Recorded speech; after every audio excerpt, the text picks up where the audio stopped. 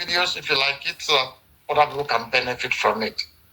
And today, we want to talk about the Sokoto Caliphate, or the Fulani Emirate Caliphate, which has been on for so long. And we consider it a terror organization based on the antecedents. We know that northern Nigeria, or northwestern Nigeria precisely, is a home to a majority Hausa tribe with a minority Fulani tribe who are latecomers into the Nigerian space. The Fulani conquered the Hausa states in the late last century and established the Sokoto Caliphate, which has ruled that part of Nigeria to date. The Emirate feudal system has brought so much hardship to the indigenous Hausa population who are being treated as second class in their own lands. For example, there are 7 governors in the Northwest, and they are all Fulanis. There are 21 senators from Northwest, they are all Fulanis. And, well, you also know that all the emirs in the North are Fulanis. There's not one single Hausa person that is an emir. The Fulanis are now trying to do exactly what they've done to the Hausas. They are now trying to replicate the whole thing in the country, in the whole country.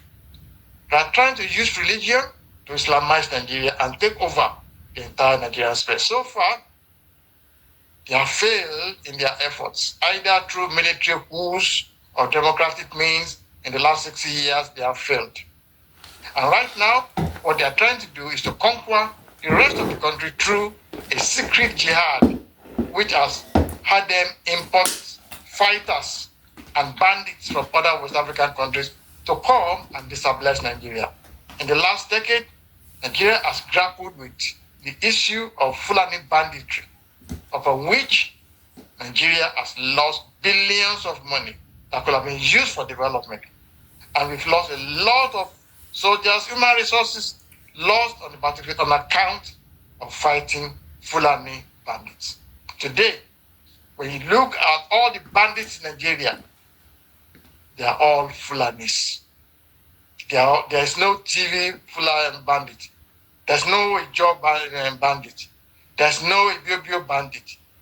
They are all Fulani that are terrorizing this country. And everything is based on this Fulani Caliphate, Fulani Emirate system that they are operating, that feudal system that has removed the Hausa, that has decimated the Hausas completely. So I'm going to start with you, Demola. I'm going to start with you. The Fulanis are only about 2% of Nigeria's population. Actually, Nigeria is about 240 million. The Fulani are less than 5 million. They are about just 2%. They are a small tribe causing big problems.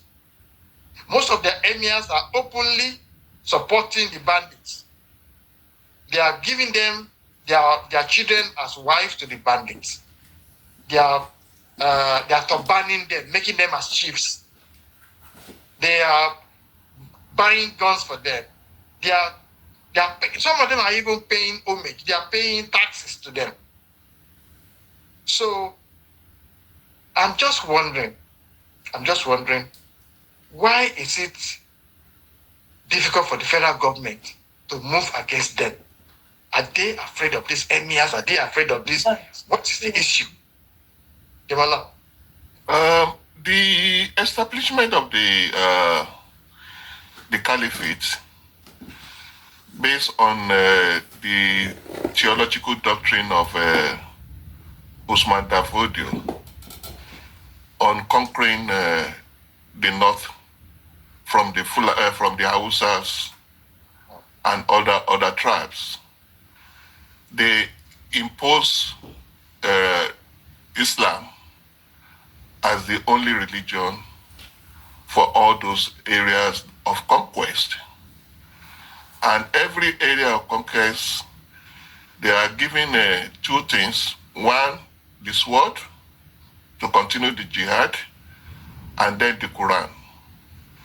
And they impose on such area of conquest the emir or a caliph to be the leader. So the traditional institution or leadership in those areas are replaced. And this, they are also made to pay allegiance to the Caliphate and the Sultanate, which is Sokoto, by paying taxes and royalties. This feudal system is what is being used in the present day Nigeria to control the rest of the North. That is why all the traditional leaders belong to Fulanis, irrespective of wherever they are, and the dominant administrative in the local government personnel are Fulanis. The government establishments are run, administered, and led by the Fulanis, all in the North. And also, that is why their federal representatives are also Fulani. That have been established. But the funny thing about it is they have now taken this advantage to start perpetrating illegality in the North. They start disregarding any institution or the law of the land of Nigeria, and also impose anything that is not favorable to them. They go against it in the name of Islam and use Islamic doctrine to oppose it, especially the use of Sharia. So that is what is happening. So if the system is now producing terrorism, then that means the caliphate has developed into a state of terror. Thank you. Let me stop you there. Right now. Yep. So we have a feudal system that the British met when they came. And the British saw this system as very convenient, because instead of them having to go to the people to collect taxes, they can only use the emirs to collect taxes on their behalf, and then the emirs can then pay these taxes to the government. It was very convenient. So, but this system has now been corrupted. It has now been twisted. That instead of it bringing development, bringing peace, it is now a system that is generating hate in the country, that is bringing in criminals to come and destroy the entire structure of the country.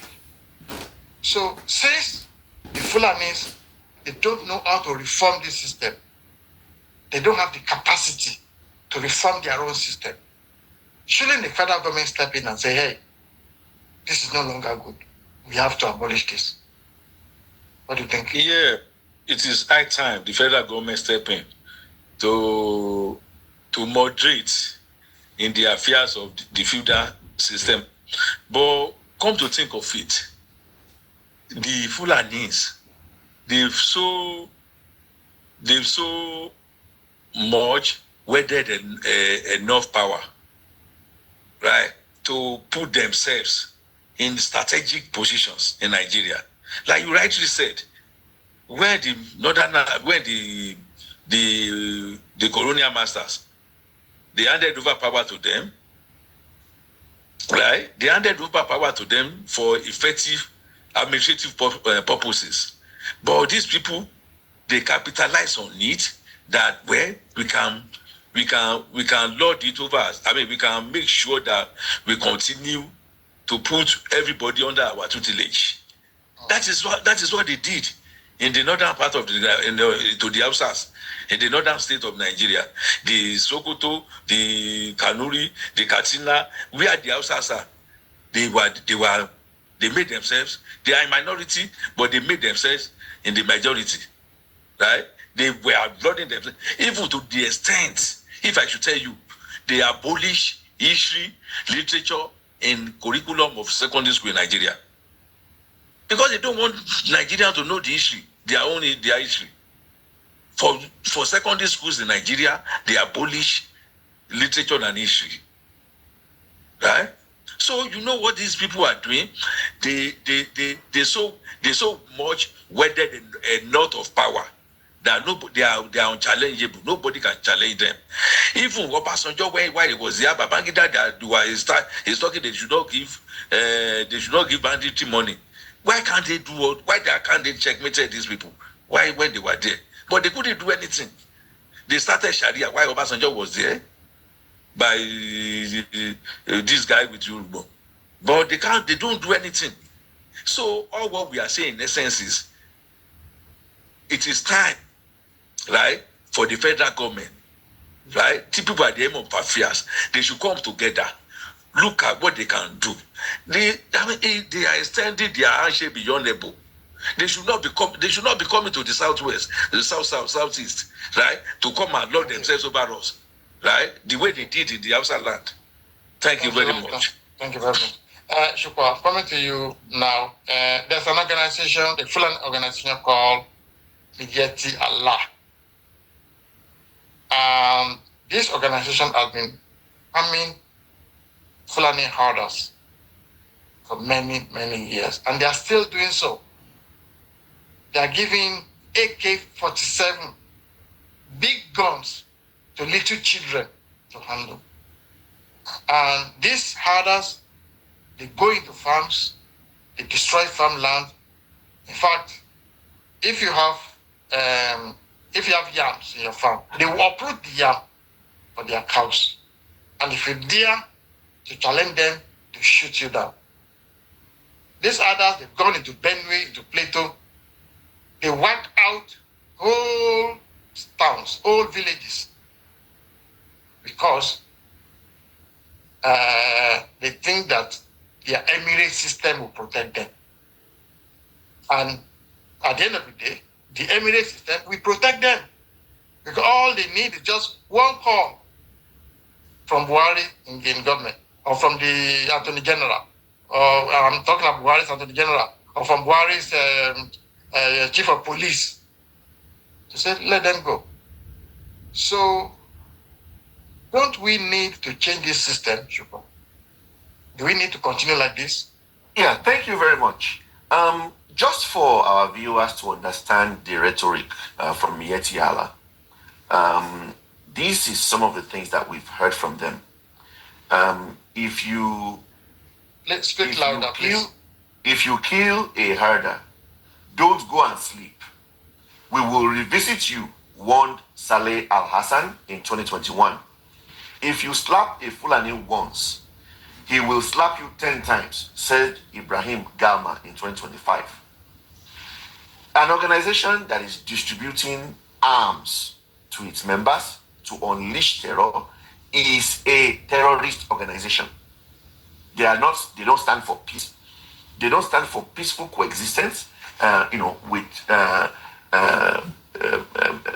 indigenous tribes of wherever area they find themselves. So, in my opinion, they are a terrorist organization. And you are actually very right to say what is giving them the confidence to do this is because they have protectors. During President Muhammadu Buhari's administration, I remember there was a National Security Council meeting when 12 of the 14 members of the National Security Council were all Fulanis. This is 5% of Nigerian population being, I would say the remaining 95% being unequally represented. The reason that they continue to do what they are doing is because they believe they have people in high office who they can make calls to and who will get them released. I will push that for the North. I believe that the biggest ethnic group in the North are Hausas. Every region's government should be reflective of the ethnic makeup of that society.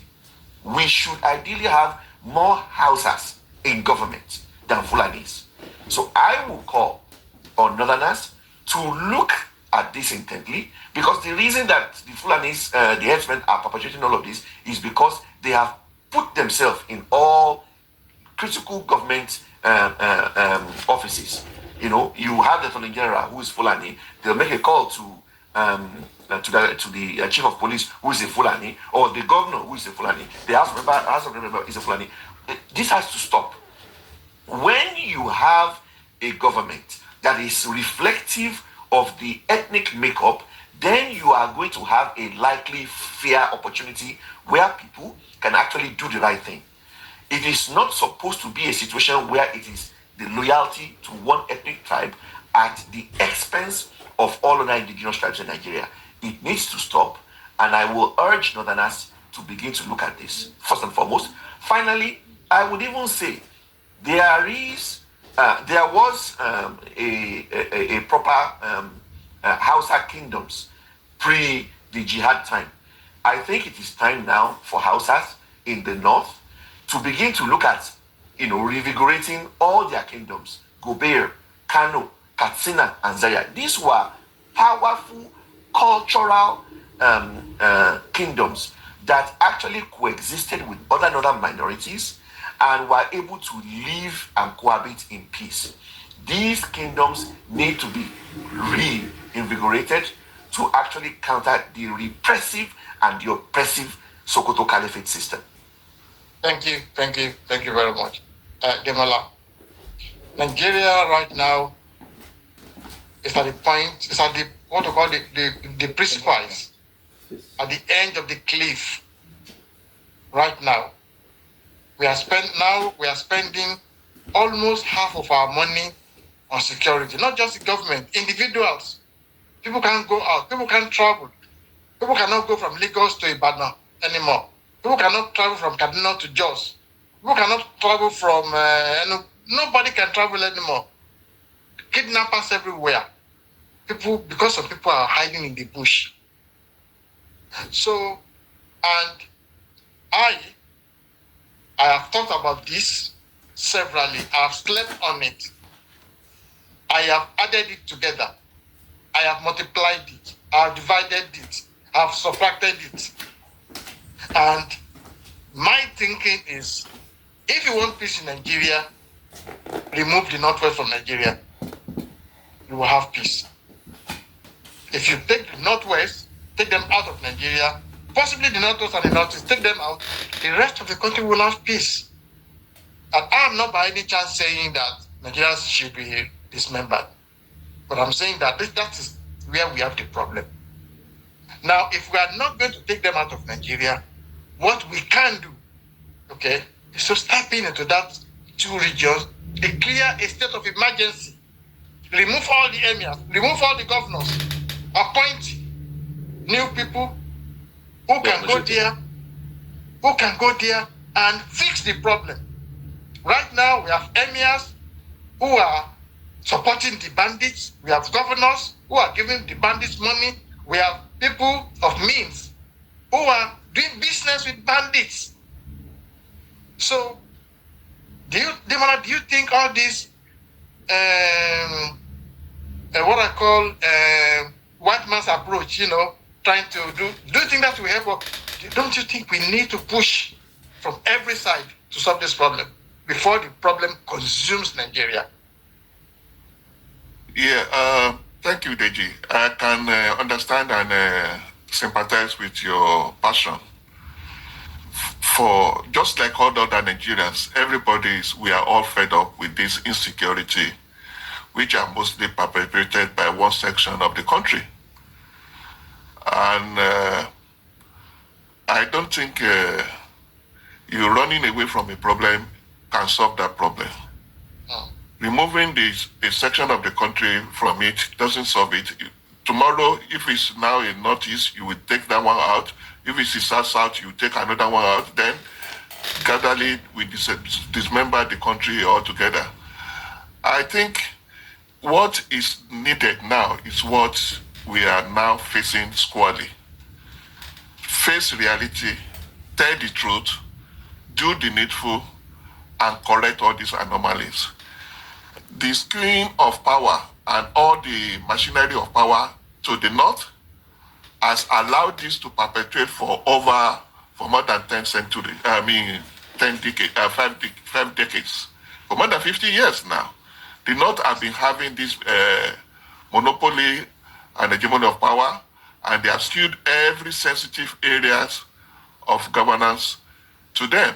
So when they not control the security, they control the armed forces, they control the judiciary, they control the police, they control the bank. So what else can anybody do? They even control history. So if anything, that is why all these people are able to get away with it for all these atrocities, because all they need to do is somebody from either the minister or the governor or whatever to say, no, release that person, even irrespective of whatever crime they have committed, because they are the one that we have to judge. So, but if we now liberalize these positions and make it a federal reflection to have the reflection of all the six geopolitical zones, this will reduce the impact of the influence of the North on getting away with impunity. I think the right things is being corrected now, although it may not be palatable or friendly to the Northerners, but that is the reality, that is its truth, and it's also for the benefit not only of the Northern Nigerians, but also for all Nigerians are together, because when the North is not stable, Nigeria is not stable. Irrespective of any part of the country that is not stable, we affect the rest of the country. Thank you very much. So, Lighton, yep. I'm going to ask you the same question. Okay. Now, you've seen what is going on. You've seen what these people are doing. In Yoruba land, especially in Ibadan, there's a proverb. It says, "We're laughing, we're weary." You use madness to cure madness. If you see a madman coming, act like a madman. He will run away from you. So, do you think all this gentleman approach, some people are even saying that let's be giving them money, let's beg them, let's pacify them. Don't you think the federal government needs to step in, remove all these leaders who are just there? Those leaders are the problems, not the bandits. The bandits cannot be in a local government unless the emir allowed them to be there. The Zamfara State governor said, we know where they are. These people, they are speaking Fude, they are Nigerians. Many of them, they were imported. So they are not ghosts. They're in the forest. Those who kidnap people children in Niger State, they are inside Niger State. So don't you think the federal government should stop playing gentleman? Because now we need to do something quick to restore this country. What do you think? It is high time federal government stood up to making sure that they rescue Nigeria from the grip of these banditry leaders, right? We cannot continue like this as a nation. If we want to be serious, I would say our Congress, the Senate and the representative, they should make a law, right, that says anybody that impede justice must go to jail.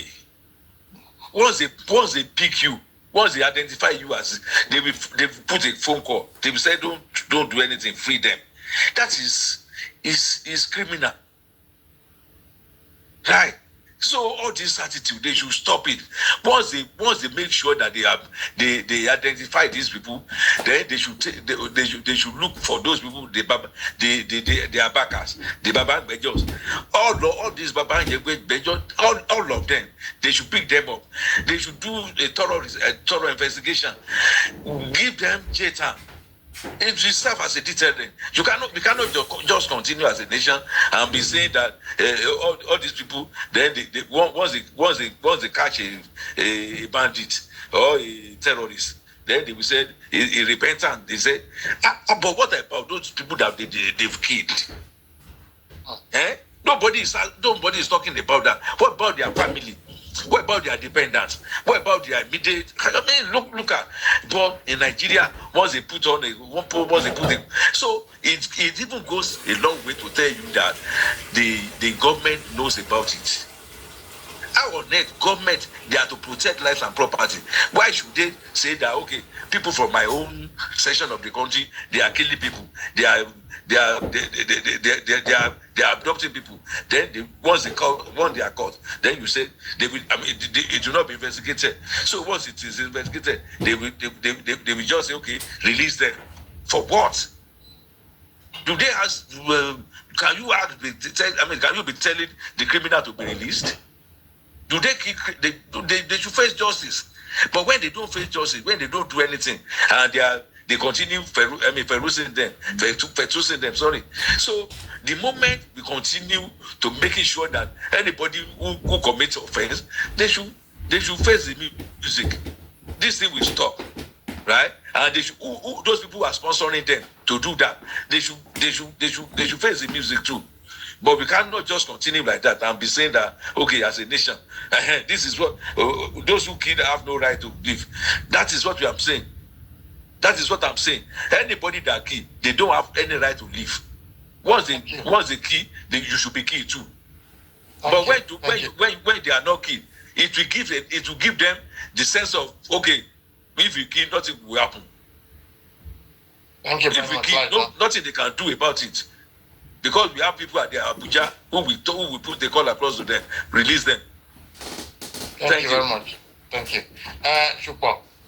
So we have a situation where somebody is a bandit, a terrorist, kills people, run to the bush. He is now captured, maybe by the Nigerian army, and then they take them into rehabilitation center.